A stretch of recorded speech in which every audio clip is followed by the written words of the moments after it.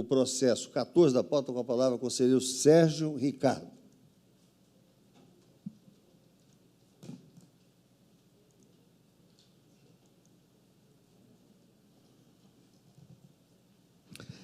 Trata-se de recursos ordinários interpostos pelos senhores Celso Henrique Batista da Silva, ex-presidente da Câmara Municipal de Guarantã do Norte, e pela empresa Edwin de Almeida Costa, em que buscam reformar o acórdão número 750 de 2019, que julgou procedente a representação de natureza externa acerca de irregularidades na contratação de assessor jurídico e na realização de despesas consideradas não autorizadas, irregulares e lesivas ao patrimônio público. O senhor Celso Henrique Batista da Silva alegou que o contrato celebrado com a empresa jurídica Edwin de Almeida Costa deu-se em caráter complementar e supletivo às atividades da Procuradoria Legislativa. Realçou a quebra do princípio da razoabilidade e proporcionalidade da multa de 16 UPFs em razão de ter sido demonstrada a motivação e a necessidade dos serviços contratados. Asseverou também que a contratação do serviço ocorreu dentro da regularidade e legalidade, sustentando, nesse ponto, quebra de isonomia com os demais jurisdicionados do TCE-MT, uma vez que, segundo o recorrente, esse tipo de contratação é procedimento comum no âmbito de praticamente todos os municípios do Estado de Mato Grosso. Ao final, requereu a formação de litisconsorte passivo necessário com a Prefeitura de Guarantã do Norte, que promoveu a contratação de 2 escritórios de advocacia durante a gestão 2017 a 2020. A pessoa jurídica Edwin de Almeida Costa, em suas razões recursais, aduziu que é parte contratada e executora dos serviços, mas que não foi regularmente citada nos autos, contrariando o princípio constitucional do contraditório e da ampla defesa. Assim, requereu a sua inclusão nos autos na condição de litisconsorte passivo necessário e pugnou pela anulação do acórdão número 750 de 2019, devido à ausência de citação contraditória e ampla defesa, requerendo a reforma da decisão no sentido de declarar a regularidade da contratação administrativa. Em relatório técnico, a SESEC se manifestou pela improcedência dos argumentos dos recorrentes, opinando pelo improvimento dos recursos ordinários. O Ministério Público de Contas emitiu parecer acompanhando integralmente a SESEC, manifestando-se pelo não provimento dos recursos ordinários para manter inalterado o acórdão número 754 de 2019, é a síntese alongada do relatório. Presidente. Em discussão, não havendo discussão, em votação. Conselheiro Sérgio.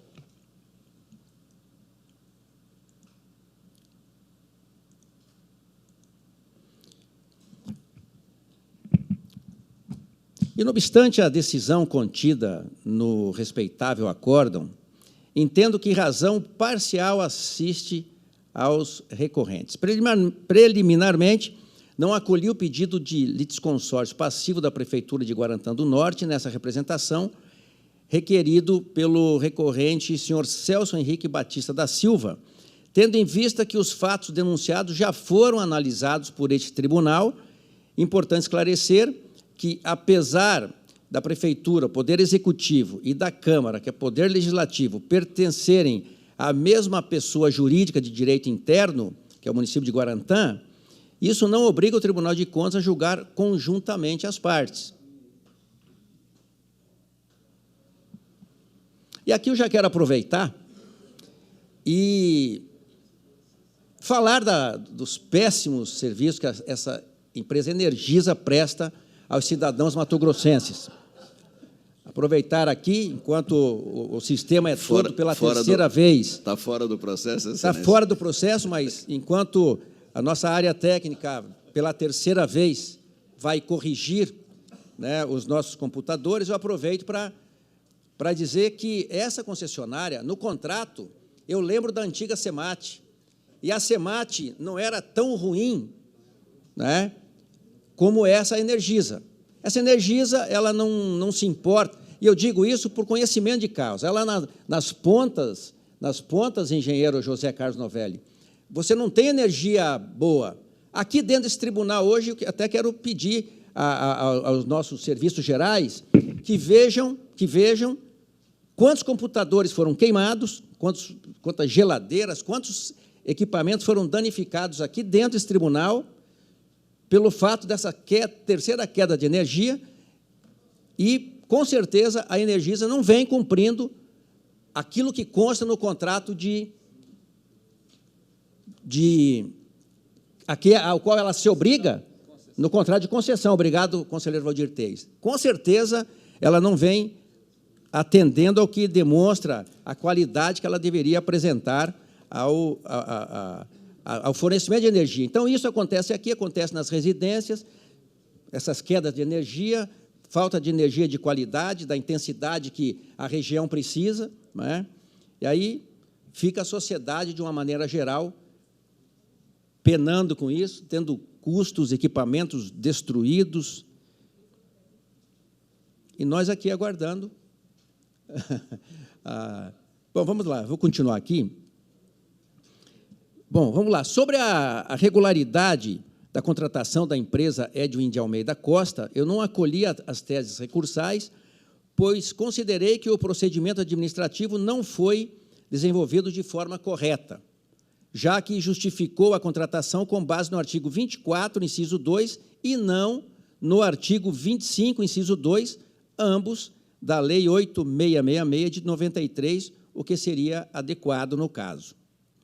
A respeito da realização do concurso público, entendi que não merecem acolhimento as razões recursais, uma vez que, na época da propositura desta representação, o cargo de procurador jurídico da Câmara de Guarantã do Norte, de Mato Grosso, não era ocupado por cargo efetivo, configurando, assim, afronta ao princípio do concurso público e à jurisprudência desse tribunal. Quanto à aplicação de multas no valor de 16 UPFs ao ex-presidente da Câmara de Guarantã do Norte, acolhi em parte os argumentos recursais no sentido de reduzir a multa referente à irregularidade KB10 para 6 UPFs e afastar a multa aplicada com relação à irregularidade JB01. Por fim, no tocante à tese suscitada pela recorrente, pessoa jurídica Edwin de Almeida Costa, para que seja incluída no polo passivo dessa representação, ressalto que acolhi as suas razões recursais. No que diz respeito a esse pedido, com a devida vênia aos entendimentos da CSEX e do MPC, entendo que é pela citação válida que se concretiza o direito fundamental à ampla defesa e ao contraditório. Digo isso porque, nesse mesmo sentido, essa Corte de Contas, recentemente, entendeu que a empresa contratada tem o direito de ingresso como parte interessada em processo do qual pode resultar lesão ao direito subjetivo em decorrência da deliberação que venha a ser adotada, uma vez que possui interesse legítimo em defender seus direitos decorrentes do contrato celebrado com a administração. Como se sabe, a citação é tão indispensável que a sua falta pode ocasionar a nulidade absoluta do processo. Portanto, da análise dos autos, considerei que, quando se decidiu determinar a anulação do contrato 08 de 2019, celebrado entre a pessoa jurídica Edwin de Almeida Costa e a Câmara de Guarantã, houve prejuízo a essa empresa recorrente. Por esse motivo, entendo pela necessidade de se reformar o acórdão, determinando a inclusão da pessoa jurídica Edwin de Almeida Costa no polo passivo desta representação, para que seja procedida a sua regular citação, garantindo a ciência e os meios de defesa necessários ao efetivo contraditório. Diante do exposto, não acolho o parecer ministerial, Conheço dos presentes recursos ordinários e, no mérito, dou-lhes parcial provimento, a fim de reduzir a imputação de multa para 6 UPFs, ao senhor Celso Henrique Batista da Silva, excluir a determinação de anulação do contrato número 08 de 2019, determinar a inclusão da pessoa jurídica Edwin de Almeida Costa no polo passivo dessa representação de natureza externa, determinar ainda a 5ª SESEX que proceda uma nova análise e instrução dessa representação e, por fim, manter as demais determinações contidas na íntegra do referido acórdão.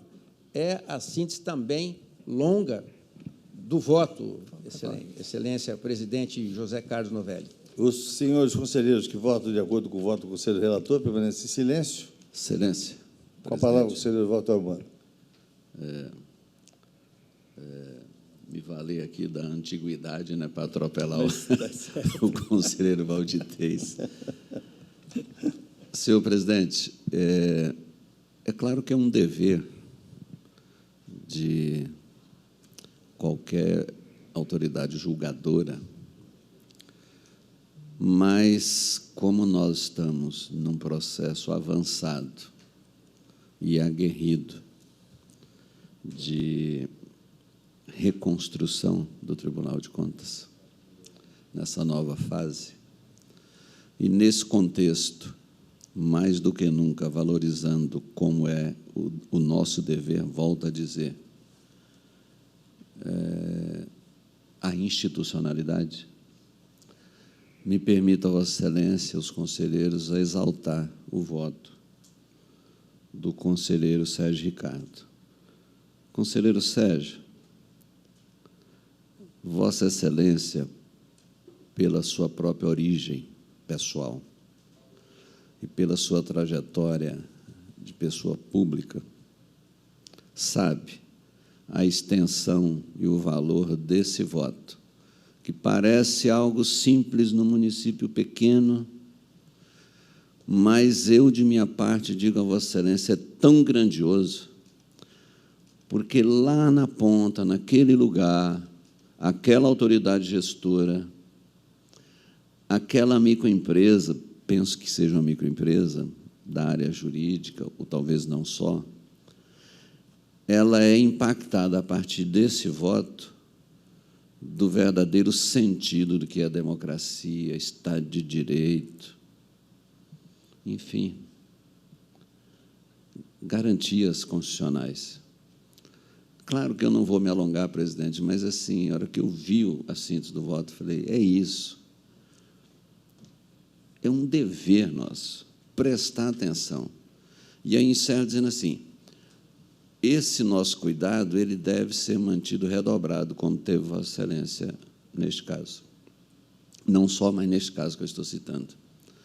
Porque há uma volúpia de autoridades, de pessoas do controle, em todos os poderes e órgãos. Há uma certa volúpia de pessoas, não é das pessoas, do controle, de cometer autoritarismo, abuso de poder, certo? Então, é isso. Voto com Vossa Excelência com todas essas exaltações. Merecido. Com a palavra, conselheiro Valdir Teis. Obrigado, senhor presidente. Eu gostaria de contribuir aqui, mas talvez mudando o voto do conselheiro Sérgio, se me permitir. Há 2 processos atrás, nós votamos dizendo que os municípios não têm a necessidade de terem as suas procuradorias. Eu achei me perdoe aqui, eu achei o julgado do Supremo Tribunal Federal diz o seguinte: o Supremo Tribunal Federal decidiu, ao analisar o recurso extraordinário 1156-016, que os municípios não têm a obrigação de instituir procuradorias, por ausência de previsão na Constituição da República. O relator da matéria foi o ministro Luiz Fux, e destacou que a Suprema Corte firmou decisão no sentido da inexistência dessa obrigatoriedade.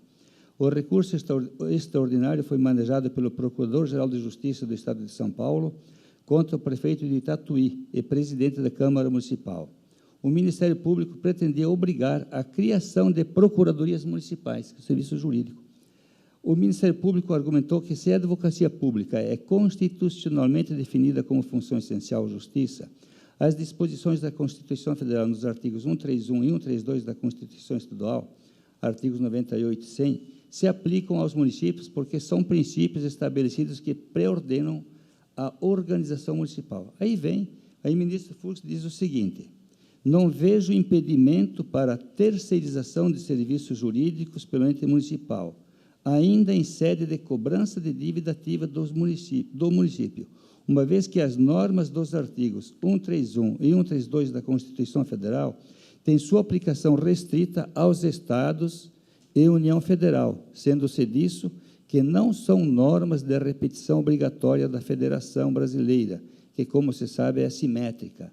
Então, nesse caso, conselheiro Sérgio, acompanhando parte do seu voto, eu diria que essa representação ela é improcedente e também não há como multar, porque, se é possível a contratação nos termos desse voto aqui, que eu vou passar para Vossa Excelência, então excluiria todas as multas e encerraria o processo aqui. Seria uma alternativa de economia processual, senão eu vou ter que pedir vistas. Conselheiro Valdir Teis, excelente seu posicionamento. Quero agradecer as palavras do conselheiro Walter Albano. E eu entendo assim, todo mecanismo, eu sou apaixonado pela democracia, sou apaixonado pelo direito, sou apaixonado pela justiça. E o julgador, e a última esperança do cidadão está na justiça, em que seja feita a justiça nos seus negócios, nos seus direitos, que os seus direitos sejam totalmente garantidos. Então, tudo aquilo que pudermos fazer para melhorarmos a garantia do direito, por exemplo, nesse caso, uma empresa que tem o contrato, ficou de fora, ela tem um interesse no contrato. É dali que sustenta os seus funcionários, é dali que a empresa sobrevive e ela não foi ouvida. Então, uma das minhas defesas aqui nesse processo é que, sim, ela tem a possibilidade de vir se defender, ter o direito à ampla defesa e ao contraditório, garantir os seus direitos. Então, conselheiro Valdir Teis, Vossa Excelência, como sempre, vem para somar, vem para ajudar a construir. Então, eu sugiro ao senhor que peça vistas e que possamos trabalhar juntos na melhoria, né, desse voto, na melhoria desse julgado, para que a gente possa cumprir o nosso papel de julgar da melhor forma todo o processo que chega aqui. Então, senhor presidente, junto com o conselheiro Sérgio, eu peço vistas e na próxima sessão a gente traz ele, até porque, conselheiro Walter, esse voto que tem do Supremo, ele encerra, por vez, a discussão das procuradorias municipais, aquela obrigação das câmaras contratarem por concurso, aquela coisa toda, cai por terra. Sim. Existe uma situação, conselheiro Valdir, que aí eu vejo que esse é o novo tribunal, né?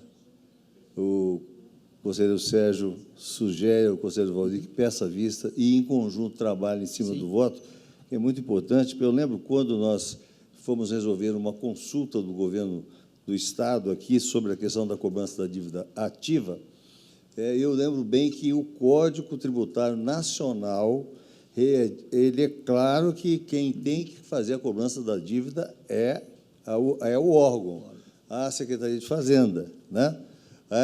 E a consulta era exatamente se haveria a possibilidade de terceirizar a cobrança da dívida ativa do Estado. Então, é um assunto interessante mesmo, que deve ser aprofundado. Parabéns. Vista concedida a Vossa Excelência. Obrigado. E eu vou ler aqui o